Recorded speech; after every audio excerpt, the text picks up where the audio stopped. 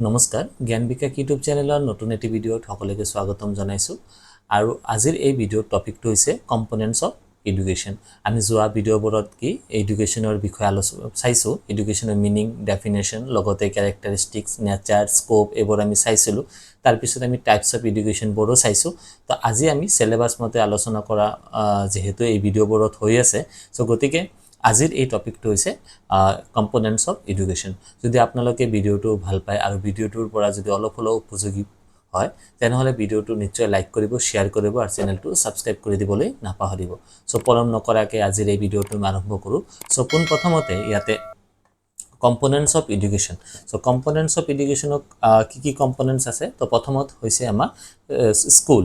কম্পোনেণ্টছ of education মানে কি কম্পোনেণ্টছ of education হৈ আছে যে আমি শিক্ষাৰ যোনবিলাক এলিমেণ্টছ আমি শিক্ষা ক'ৰ পৰা পাওঁ তাৰ ওপৰতে এই ভিডিঅ'ত আমি আলোচনা কৰিম সো ইয়াতে প্ৰথমটো আছে কি আমাৰ স্কুল তো স্কুলত কি লিখিছে স্কুলত কৈছে যে school is the most influential institution and is the seat of learning হয়নে আমি যদি ফৰ্মাল এডুকেশ্যন আৰম্ভণি ক'ৰ পৰা হয় সো ফৰ্মাল এডুকেশ্যন আৰম্ভণি স্কুলৰ পৰাই হয় কাৰণ school is a formal education centre আমি ঘৰৰ পৰাও যিবোৰ শিকো কিন্তু ঘৰৰ পৰা যিবিলাক আমাৰ শিকা হয় এটো ইনফৰ্মাল এডুকেশ্যন বুলি কোৱা হয় আমি লাষ্ট ভিডিঅ'ত আমাৰ যোনটো formal education informal education non formal education তাৰ বিষয়ে আমি অলৰেডি আলোচনা কৰিছোঁ যদি আপোনালোকে সেই ভিডিঅ'টো চোৱা নাই এবাৰ গৈ পেলাই সেই ভিডিঅ'টো চাব পাৰে তেনেহলে আপোনালোকৰ টাইপছ অফ এডুকেশ্যনৰ যোনটো ফৰ্মেল ইনফৰ্মেল আৰু নন ফৰ্মেল এডুকেশ্যনৰ বিষয়ে কনসেপ্টবোৰ অলপ ক্লিয়াৰ হ'ব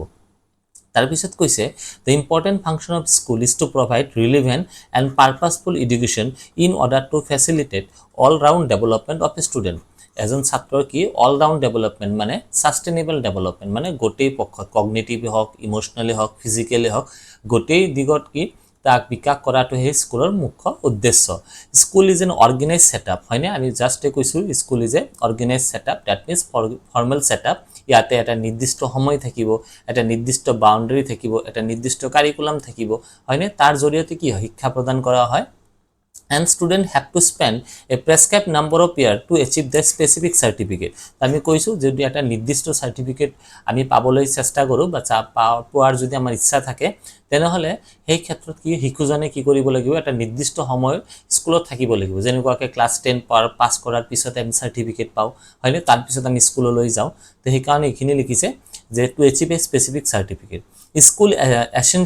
ideally represents an institution in the surrounding culture that is above the level of community for truth honesty fair dealing they strive to raise the standard of life and value of people স্কুলৰ মুখ্য উদ্দেশ্য কি কৈছে মানে standard of living two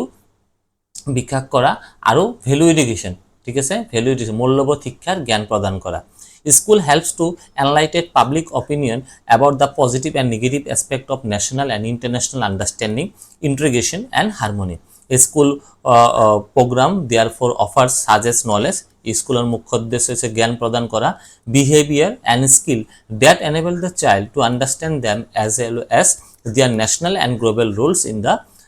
world. তার মানে এজন শিশুৰ কি হৈছে ন্যাশনাল মানে ৰাষ্ট্ৰীয় হোক বা বৈদেশিক দেশক নিজৰ যোনটো ভূমিকা এই ভূমিকা কি শিক্ষাৰ গুৰুত্বটো কি আমি স্কুলৰ পৰাহে জানিব পাম তাৰ পিছত আছে টিচাৰ নেক্সট কম্পোনেন্টত আছে শিক্ষক তো ইয়াতে কৈছে the quality of education depends on the quality of the teacher school যিয়ে নহওক আমাৰ কিয় স্কুলত যোনে শিকাব হিয়ে মেইন তো আমি যে কৈছো শিক্ষকে যদি আমাক ভাল শিক্ষা দিয়ে তেনেহলে আমি ভাল নলেজ পাম আৰু স্কুল যিমানে ডাঙৰ নহওক কিয় যদি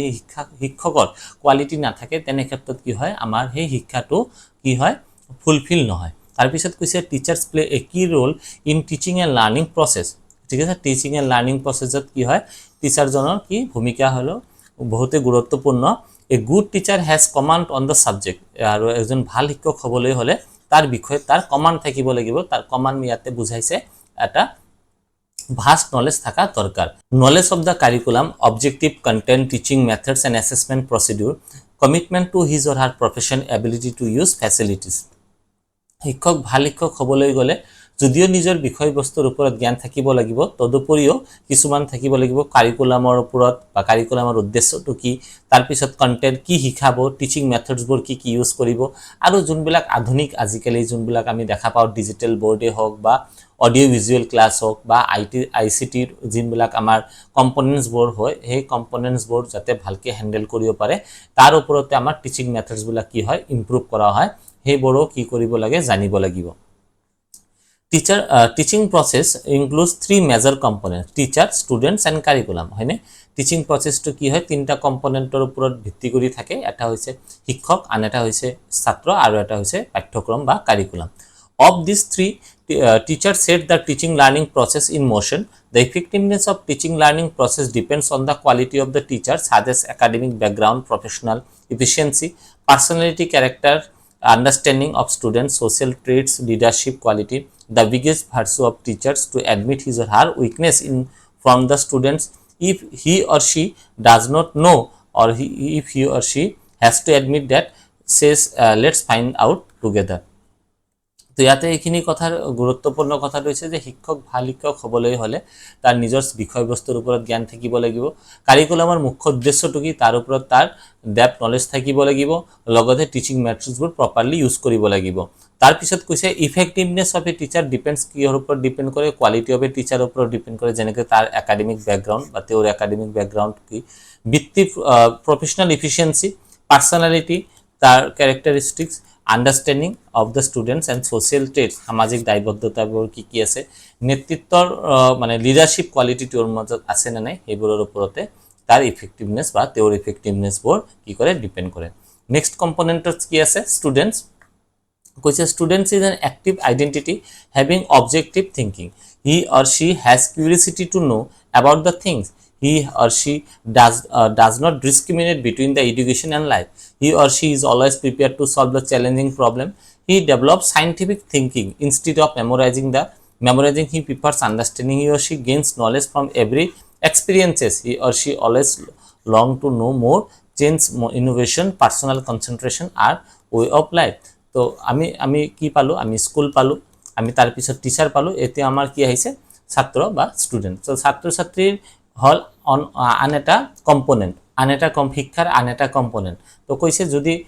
স্কুল আছে শিক্ষকও আছে কিন্তু ছাত্র নাই তেনে ক্ষেত্ৰত আমাৰ কি এডুকেশনটো কমপ্লিট নহব তো এডুকেশনৰ ক্ষেত্ৰত যেনেকুৱাকে আমাৰ স্কুল আমাৰ শিক্ষক ঠিক একেদৰে আমাৰ ছাত্ৰ ছাত্ৰীৰ কি দৰকাৰ আমাৰ এডুকেশনটো সম্পূৰ্ণ হোৱাৰ কাৰণে নেক্সটত আছে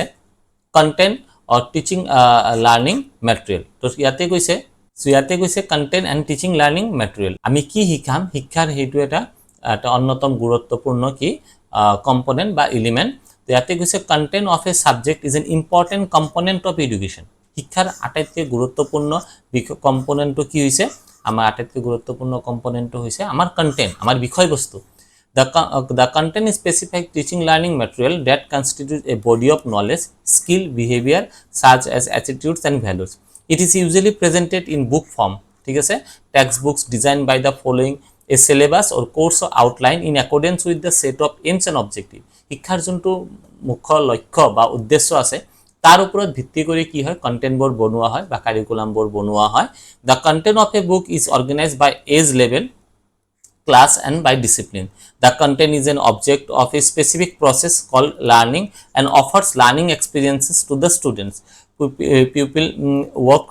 workbook and teacher's guide are also important part of teaching learning material. Textbook is designed by sampling some topics of related subject. It contains educational experiences that are likely to attain set objectives of the subject তো আমি যেনেকুৱাকে প্ৰথমতে school পাইছো তাৰ পিছত আমি শিক্ষক পাইছো তাৰ পিছত আমি ছাত্ৰ ছাত্ৰী পাইছো এতিয়া ছাত্ৰ ছাত্ৰী শিক্ষাৰ কাৰণে কি লাগিব আমাৰ বিষয়বস্তু লাগিব হয়নে ছাত্ৰ ছাত্ৰী শিক্ষাৰ কাৰণে আমাৰ কি লাগিব বিষয়বস্তুবোৰ লাগিব আৰু এই বিষয়বস্তুটো কি এই বিষয়বস্তুটো হৈছে যে আমাৰ উদ্দেশ্যটো কি আমাৰ শিক্ষাৰ উদ্দেশ্যটো কি আমি কি শিকাব বিচাৰিছো ঠিক আছে আমাৰ উদ্দেশ্য হোক বা আমাৰ লক্ষ্য হোক তাৰ ওপৰত ভিত্তি কৰি কিছুমান বুকস আমি দেখা পাও আৰু সেই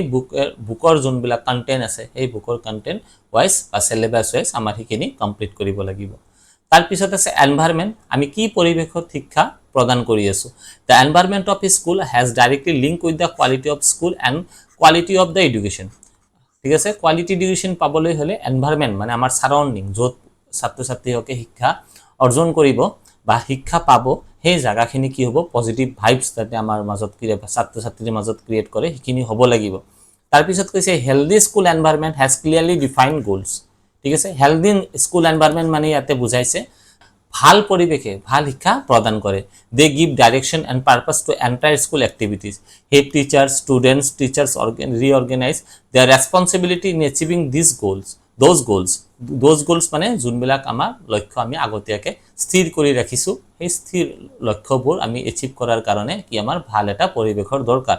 teachers help students to maximize their achievements parents are encouraged to play active role Parents are involved in various school activities to have the better environment. এতিয়া environment শব্দটো যদি আমি কালেক্টিভলি কও environment অকল ইয়াতে স্কুলৰ সাৰাউন্ডিং বুজোৱা নাই environment ইয়াতে বুজাইছে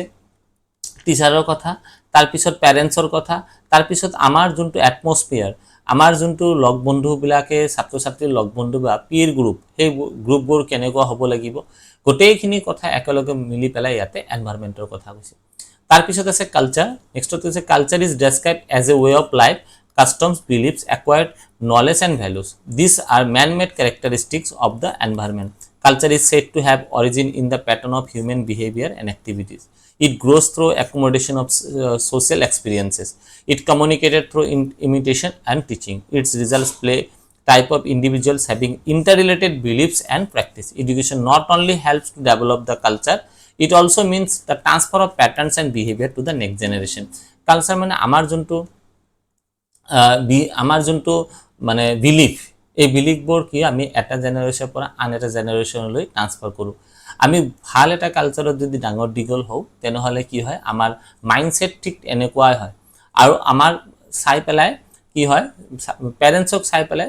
কি কৰে শিক্ষকে বা ছাত্ৰ ছাত্ৰী হতে শিকে শিক্ষকৰ এই বিহেভিয়াৰ বা আচৰণ বিলাক সেই কাৰণে ইয়াতে কালচাৰ অকল আমাৰ সাংস্কৃতিক দিকটো বুজোৱা নাই কালচাৰ ইয়াতে ষ্টুডেন্ট পেৰেন্টছৰ পৰা আৰম্ভ কৰি টিচাৰৰ পৰা আৰম্ভ কৰি আমাৰ কি বুজাইছে তেওঁলোকৰ ভাল বিহেভিয়াৰ বিলাক পজিটিভিটিৰ বিলাক ইয়াতে উল্লেখ কৰিছে আশা কৰো এই ভিডিওবোৰৰ পৰা আপোনালোকে অলপ অলপ কথা শিকিবলৈ পাইছে যদি ভিডিওটো ভাল পাইছে তেনেহলে ভিডিওটো লাইক কৰিব শেয়াৰ কৰিব আৰু চেনেলটো সাবস্ক্ৰাইব কৰি দিবলৈ নাপাহৰিব থ্যাংক ইউ